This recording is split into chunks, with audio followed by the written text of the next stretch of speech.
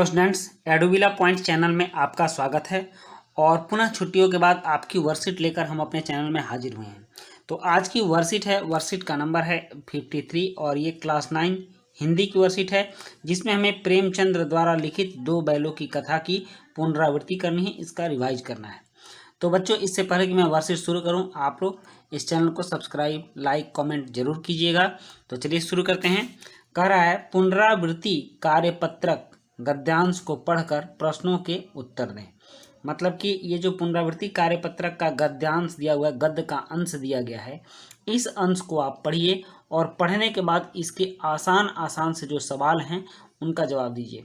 मैंने पीछे के वर्कशीट में भी जब दो बैलों की कथा का कुछ पार्ट आया था तो उसमें आपको बताया था कि प्रेमचंद्र कथा सम्राट कहे जाते हैं और उनके द्वारा लिखी गई कहानियाँ आज भी बहुत चाव से लोग पढ़ते हैं। वो भावनात्मक कहानियाँ होती हैं, आंचलिक होती हैं और समाज के परिदृश्य को दिखाती हैं। जिस समय की वो कहानी लिखी गई है उस समय वास्तव में वैसी घटनाएं हमारे समाज में घटती रहती हैं। ये हमारे समाज की आईना होती हैं प्रेमचंद की कहानियाँ। और ये जो प्रेमचंद की कहानी है, दो बैलों की कथा, यह काफ़ी लोकप्रिय कहानी है और बहुत सारे लोगों ने इसे पढ़ा है। इसीलिए इसको आपके बुक में भी डाला गया है कि आप इस कहानी से परिचित हो जाइए। तो चलिए उसी कहानी दो बैलों की कथा के कुछ अंश को हम पढ़ते हैं, उसके बाद इन प्रश्नों के उत्तर देंगे। कह रहा है कि आज दोनों के सामने फिर वहीं सूखा भूसा लाया गया। मतलब कि ये दोनों बैल किसी दूसरे के घर झूरी के द्वारा दिए गए थे। यहाँ प्रसंग ये है कि बैलों के मालिक थे झूरी और उन दोनों बैलों के नाम थे, एक का नाम हीरा था और एक का नाम मोती था। तो झूरी से बैलों को मांगकर उनका साला गया अपने घर ले गया था और बैलों के सामने सूखा भूसा डाल दिया था। उसमें कोई खरी, चोकर या किसी भी तरह का एक्स्ट्रा आइटम जो भूसे में मिलाया जाता है वो नहीं था। और बैल चुपचाप एक दूसरे का मुंह देख रहे थे। उस भोजन के साथ स्नेह की दो बातें भी नहीं थी। मतलब कि ऐसे ही उस भोजन को फेंक दिया गया था उनके सामने में, खाना है तो खाओ, नहीं तो भूखे पड़े रहो। दोनों चुपचाप खड़े रहे। घर के लोग भोजन करने लगे। उस वक्त छोटी सी लड़की दो रोटियां लिए निकली और दोनों के मुंह में देकर चली गई। जब ये दोनों बैल चुपचाप खड़े थे, एक दूसरे का मुंह ताक रहे थे कि क्या किया जाए, तो घर के लोग जब भोजन करने लगे तो उस समय उसी घर से एक छोटी सी लड़की निकली और उसके हाथ में दो रोटियां थीं और दोनों के मुंह में एक एक रोटी देकर वह चली गई। उस एक रोटी से इनकी भूख तो क्या शांत होती, पर दोनों के हृदय को मानो भोजन मिल गया। जितनी प्रेम से उसने रोटियां खिलाई, बैलों को स्नेह मिल गया और उस लड़की से लगाव हो गया। चलो, कोई तो है जो हमें यहाँ प्यार करता है, यहाँ भी किसी सज्जन का वास है, ऐसा बैलों ने सोचा। लड़की भैरो की थी। भैरो उस घर का एक सदस्य था और उसकी लड़की थी।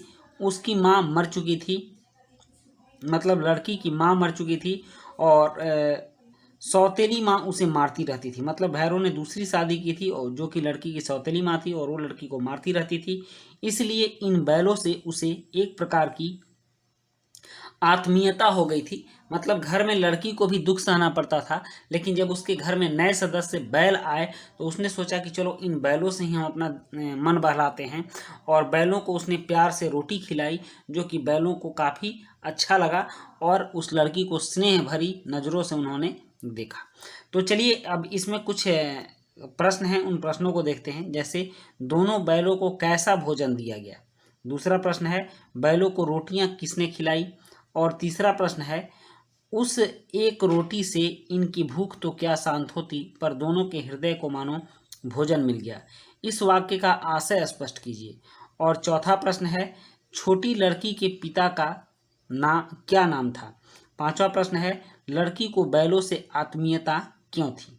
तो चलो बच्चों, अब इन प्रश्नों के उत्तर लिखते हैं। यहाँ पहला प्रश्न है कि दोनों बैलों को कैसा भोजन दिया गया। चूँकि वो दोनों बैल झूरी के काफ़ी प्रिय बैल थे और काफ़ी स्नेह से पाले गए थे और उनको भोजन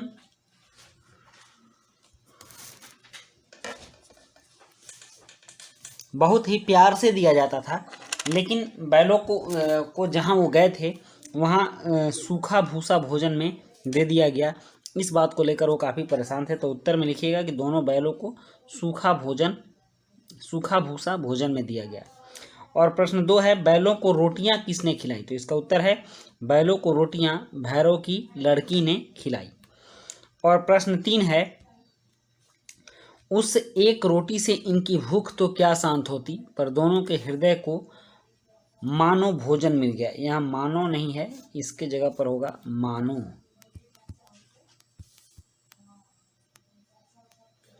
मानो भोजन मिल गया। इस वाक्य का आशय स्पष्ट कीजिए। तो इसका उत्तर है उपरोक्त वाक्य का मतलब है कि बैलों को प्यार से भोजन देने वाला कोई नहीं था, लेकिन भैरव की लड़की द्वारा दी गई एक एक रोटी से इनकी भूख तो शांत नहीं हुई, पर इनके दिल को सुकून मिला कि यहाँ भी किसी सज्जन का वास है। जानवर भी हमारे प्यार के भूखे होते हैं। आपने देखा होगा कि बहुत से ऐसे जानवर होते हैं कि अपने मालिक का प्यार पाने के लिए उनके शरीर पर कूदने लगते हैं, उनके इर्द गिर्द घूमने लगते हैं। तो उसी तरह ये बैल भी प्यार के भूखे थे। जब झूरी के पास रहते थे तो झूरी काफ़ी प्यार से इन्हें गले लगाता था और दोनों को अपने बाजुओं में भर लेता था। तो ये इस तरह का प्यार यहाँ भी चाहते थे, लेकिन इनको नहीं मिला।